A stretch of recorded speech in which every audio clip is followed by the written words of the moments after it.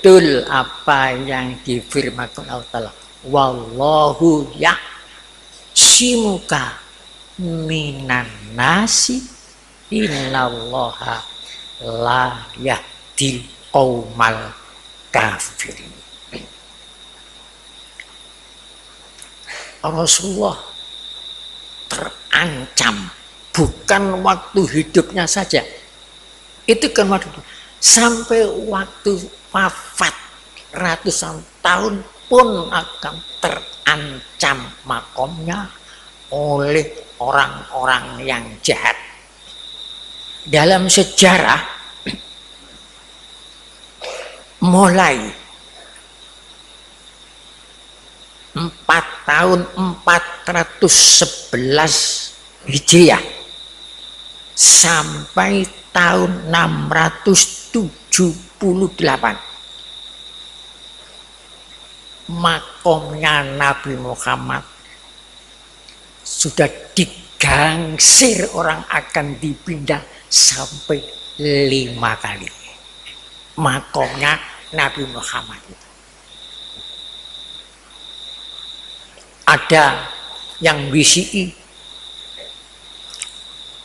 kalau makomnya Nabi Muhammad bisa dicuri, jenazahnya dibawa ke negara lain, semua umat Islam seluruh dunia akan berbondong-bondong pindah ke negara itu menjadi negara makmur.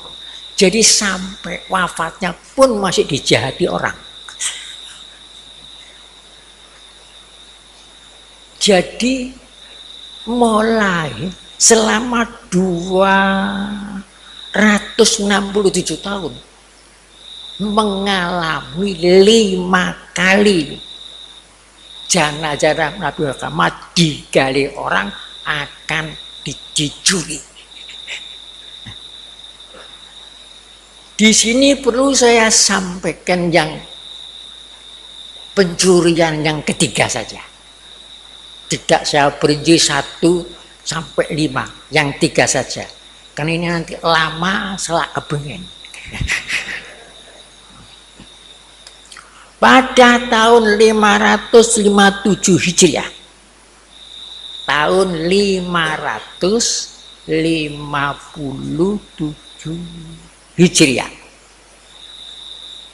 Pada waktu itu Mesir dikuasai oleh Sultan Nuruddin Asy-Syahidi. Sultan Nuruddin Asy-Syahidi.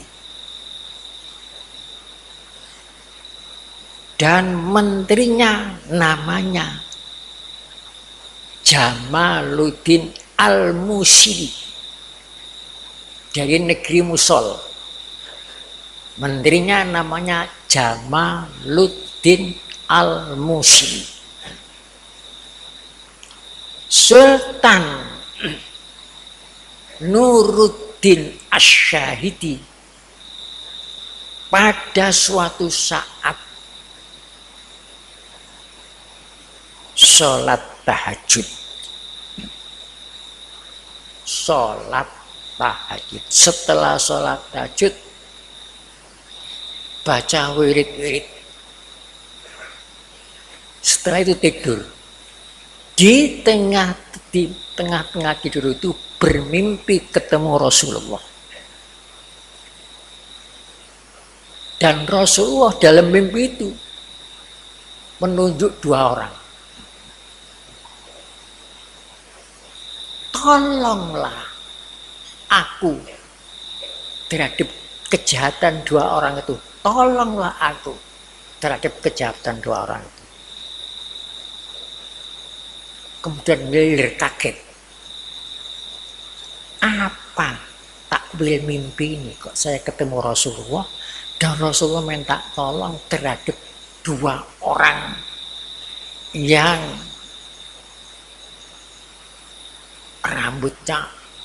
rambut berikal. Kemudian tidur lagi, mimpi lagi, ketemu Rasulullah. Tolonglah aku. dengan menunjuk dua orang itu. Akhirnya setelah itu baca wirid-wirid lagi, tidur lagi, mimpi lagi, ketemu lagi. Mimpi ketemu Rasulullah. Tolonglah aku dengan nunjuk-nunjuk dua orang itu. Setelah itu tidak bisa tidur. Kemudian manggil menterinya yang namanya Jamaluddin Al-Musli, dipanggil Jamaluddin. Saya kok mimpi malam ini mimpi begini.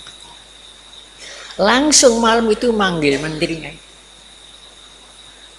Adalah apa kok Sultan malam-malam manggil? Mungkin ada masalah yang sangat serius. Kalau dipanggil, saya mimpi begini. Jamaluddin orang yang soleh, orang yang lurus. Setelah itu Jamaluddin, Sultan tunggu apa lagi? Sekarang malam ini mari berangkat ke Madinah. Dengan diam-diam.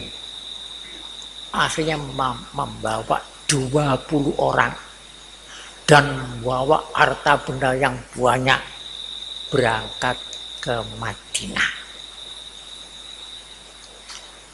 Setelah sampai di Madinah,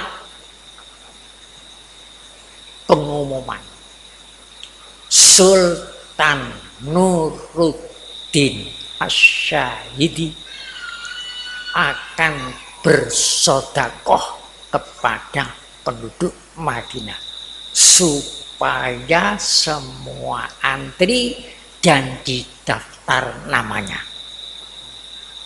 berbondong-bondong. Terus semua diberi sodakoh uang.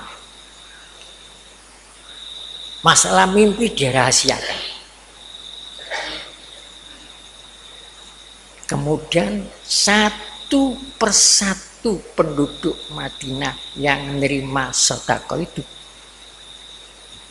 dicocokkan oleh Sultan. Barangkali ada yang cocok dalam mimpi itu. Selesai semuanya, tidak ada yang cocok. Kemudian Sultan Nuruddin tanya, apa masih ada penduduk yang belum menerima sedekah? Jawabnya, hanya tinggal 2 orang yang tidak menerima sedekah. Karena orang itu kaya, orang itu soleh, kaya. Kalau malam sholat tahajud di Raudhah Masjid Madinah. Raudhah masjid dekat. Kalau siang puasa. Dan kalau pagi ziarah ke Makom Baqi'. Kalau hari Sabtu ziarah ke Masjid Quba. Dan ahli sedekah. Orang-orang yang kekurangan mesti ditolong. Yang punya hutang disauri. Saking apike. Itu tidak datang karena kaya. Coba panggil sini. 2 orang itu dipanggil. Teko. Kemudian Sultan Nuruddin, 2 orang ini cocok untuk Ibrahim ini. Rambutnya kita koni, kamu orang dari mana? Saya dari Maroko.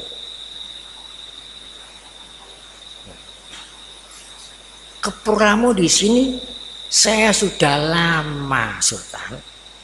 ingin menunaikan ibadah haji, tapi alhamdulillah tahun ini baru saya bisa melaksanakan ibadah haji. Jadi saya nunggu di sini. Saya perlu dekat kepada makom Rasulullah. Jadi saya dari Maroko. Nyewa tempat di dekatnya makomnya Rasul. Di mana rumah yang kamu sewa? Di sana dekatnya. Budal. Sultanku. Nyelidiki rumah. Masuk rumah memang harta benda banyak. Tidak ada tanda-tanda yang mencurigakan. Wah, pujian penduduk Madinah itu hebat ya nopo. Muji mana? Memang dua orang itu soleh. Dan yang ketemu di rumah itu hanya buku tasawuf. Wah, tambah hebat. Oh, subhanallah, Sultan. Tidak ada tanda-tanda mencurigakan. Tapi kalau dalam mimpi kok cocok dua orang ini. Dengan diam-diam Sultan sendirian nyelidiki. Ada tikar dibuka, ditutup terowongan mengarah ke makam Rasul. Sudah dekat, berarti nyolong makam Rasul, jenazah Rasul. Wah,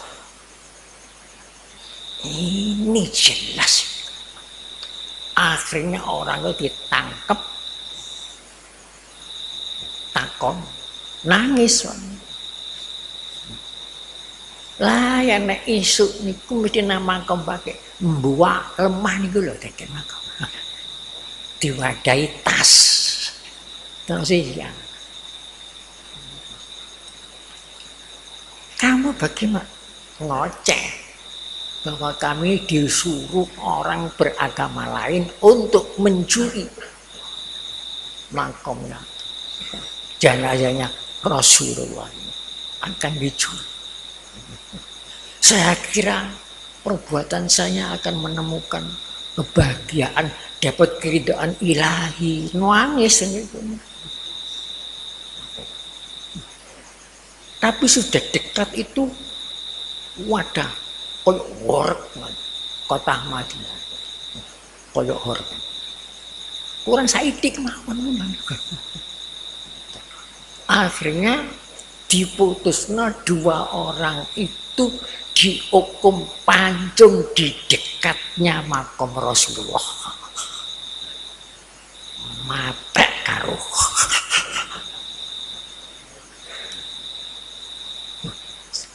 Akhirnya setelah Sultan Nuruddin kembali ke Mesir, orang-orang yang jadi pegawai yang agamanya sama dengan orang itu ditekan. Kemudian Sultan Nuruddin mengambil sikap, makam Rasulullah digali sekeliling, dipasang tembok lapis telu, timah dicor,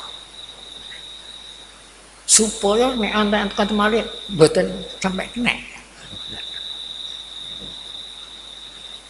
Jadi lapis, jadi makam Rasul sakniki ngisor niku pun tembokan. Jadi nek saiki gak iso digali. Cor. Niku sing nembok niku Sultan Nuruddin Asya. Sampai sudah berupa makom pun masih dijahati. Nemenan juga. Tapi wallahu yaksimuka minan nasi innallaha la yahdil qaumal kafirin. Ayat itu ada di Al-Quran. Pur golek dhewe.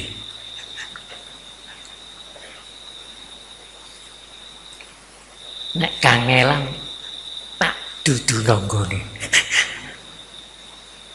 Wallahu yaksimuka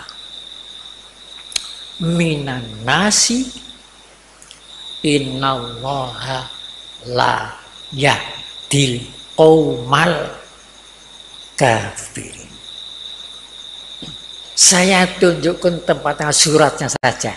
Adapun nomor ayat cari sendiri. Surat Maidah. Surat Maidah. Oleh sebab itu, supaya kita selamat dari kejahatan manusia,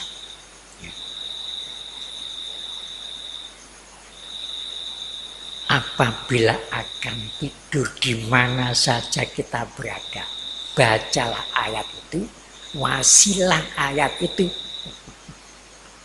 dan wasilah Rasulullah.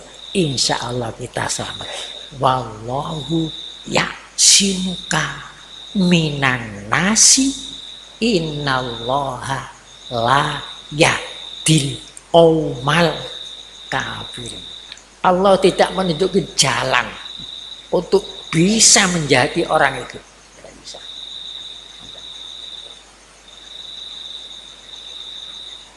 Jadi, tapi kalau akan membaca itu, pertama, Bismillahirrahmanirrahim.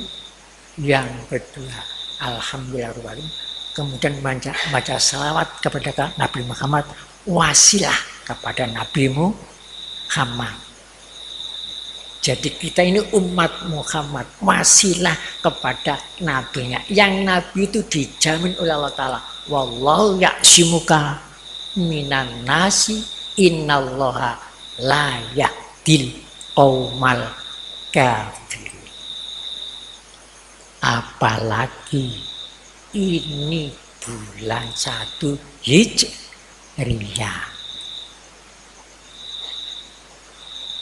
Tanggal 1 hari Kamis akan macam-macam muncul, macam-macam muncul. Ada yang positif, tapi ada yang negatif. Kesenggol titik murup, banjir panas, badai, kebakaran, dan akan banyak timbul hal-hal yang tidak diduga-duga, baik pun dari laut maupun dari niki seluruh dunia. Batu ngiri kita. Harga manusia sudah tidak ada harganya. Yang ada harganya itu mas-masan. Jawa manusia koyok murah atos-atos. Kalau akan tidur, bacalah wallahu yaksimuka minan nasi innallaha la yahdil qaumal kafirin. Insya Allah kalau kita mengamalkan itu dengan wasilah Rasulullah, kejahatan apapun tidak akan menimpa kepada kita, kejahatan manusia. Lir ilir tandure wis sumilir, tak ijo royo-royo, tak sengguh kemanten anyar. Cah angon penekno blimbing kuwi, lunyu-lunyu penekno kanggo mbasuh dada tira. Dada tira kumitir bedah ing pinggir dandamana jelumatana kanggo seba mengkusure pumpung padang rembulane pumpung jembar kalangan tak sorak huri. Itu yang menyusun pandita wening ulama rakyat sufi negarawan guru bangsa Sunan Kalijaga. Syair itu bersumber dari mana? Lir-ilir itu sumbernya dari hadis Nabi Muhammad Sallallahu Alaihi Wasallam yang bunyinya qala Rasulullah Sallallahu Alaihi Wasallam man wulida lahu waladun fa'adzana fi udhunihil yumna wa aqama fi udhunihil yusra lam tadurru ummusibyan. Barang siapa yang mempunyai anak yang lahir fa'adzana fi udhunihil yumna, diazani telinga kanannya, wa aqama fi udhunil yusra, dan diqomati telinga yang kiri, lam taduruhu musibyan, tidak akan membahayakan sandupayane jin yang namanya musibyan. Setan yang namanya musibyan tidak akan bisa mengkecoh anak itu. Dari hadis itu kemudian disusun menjadi syair lir-ilir.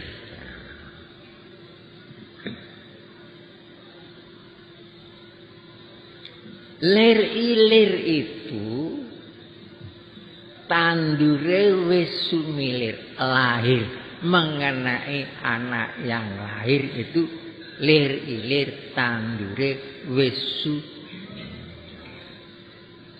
Gembiranya orang tua bagaimana? Garuk tandurane yang diharapkan beberapa tahun sudah lahir. Sudah tentu kalau hidup tak ijo royo-royo. Ijo itu isyarat hidup. Sangka selengi seperti senenge kemanten anyar. Memang kemanten anyar iku seneng nek patut. Nek gak patut susah. Beberapa hari itu ada orang guru ke tempat saya, putranya seorang kiai, wis 3 tahun gak patut. Disangka kula niku mempunyai minyak patutan. Mohon dikongkon matutno. Kula jawab, baca saja bismillahirrahmanirrahim sing kakek kula patut dhewe. Nek gak patut ndablak. 3 tahun kok gak patut. Jadi gimana kalau mempunyai anak sehat kan gembira. Tangisnya anak yang baru lahir saja sudah menimbulkan gembira. Seperti gembirane kemanten anyar. Tapi apa cukup itu saja? Tidak. Si Cah Angon itu disarankan supaya menekno blimbing. Jangan penekno blimbing kuwi. Blimbing niku napa isarah blimbing? Begitulah hebatnya Sunan Kalijaga. Blembing itu pada umumnya blingirnya niku enten 5. Untuk apa? Blembing itu dipenek. Yang dipenek bukan blembingnya, wite.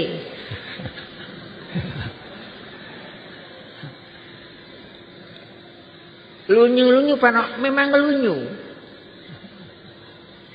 Nek wis kena blembing kanggo apa? Kanggo membersihno pakaian. Kanggo mbasuh dodotira. Dodotira niku pakaian. Napa blembing 5 niku?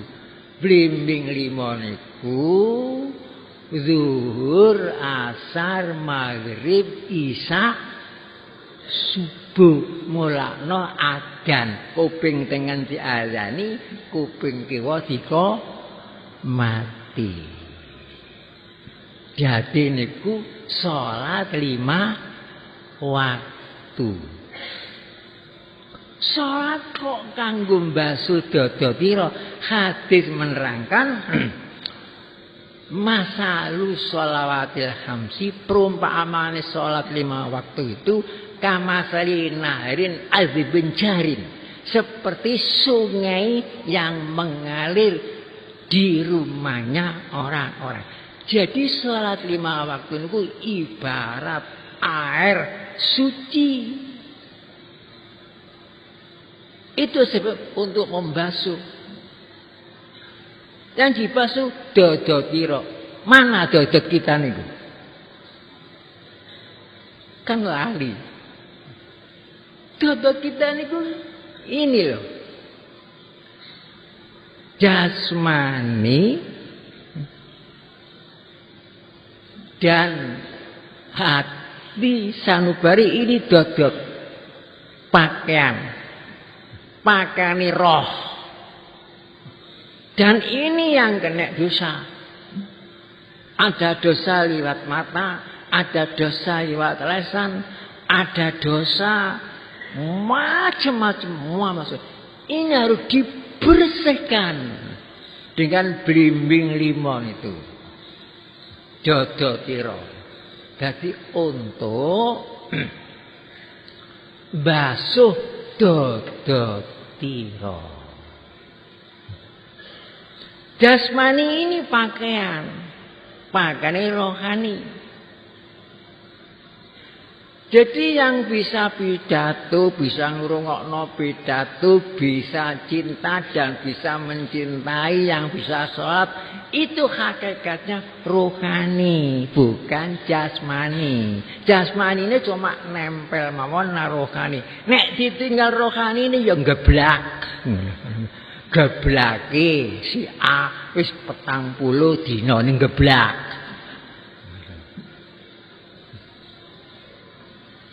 Pakaian. Nah, pakaiane jasmani iki ya pakaian biasa niki. Sangka cedhiri sangka kain niku. Jadi kalau ada misalnya ada orang yang sholat celonoan sarungan, jangan dikira yang sholat itu celonone. Nah. Jangan dikira yang sholat itu sarunge. Kok ono sual sholat? Yang sholat itu yang di dalamnya pakaian selono itu. Di dalamnya pakaian selono juga pakaian lagi, yaitu pakaiannya rohani. Oleh sebab itu kalau kita waktu sholat lupa, hanya yang diiling itu. Yang diingat itu cuma berdiri, rukuk, sujud, lahir tok. Tapi lupa hakikat sholat. Itu namanya selama ini yang sholat itu adalah sualnya. Kan rugi. Kanggo masuk dodot jero. Dodot ira niku dawir bedah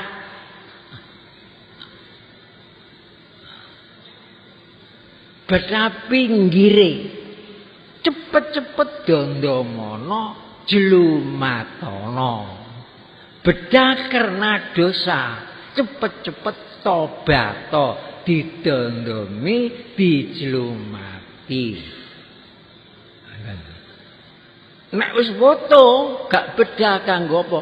Kanggo sebo mengko sore. Apa sebo?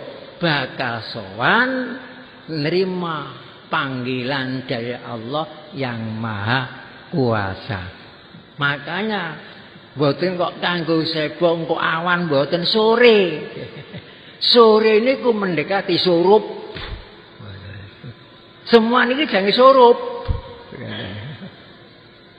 Mana sore. Kanggo sebo mengko sore. Jadi maknane niku inna lillahi wa inna ilaihi rajiun. Kalau bisa kembali kepada Allah sesuai dengan inna lillahi wa inna ilaihi rajiun, niku 5 kalimat. Inna lillahi wa inna ilaihi rajiun. Rajiun itu rujukan, rujuk itu kembali. Artinya ilmu, lepas, sangkan, paran, dumadi.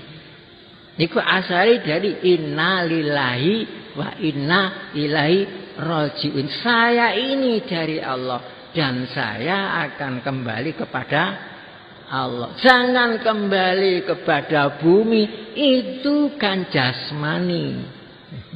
Jangan kembali kepada alam jin, kembali kepada Allah. Kalau bisa kembali otomatis gembira. Wa basyiril mukminin dalam Al-Qur'an.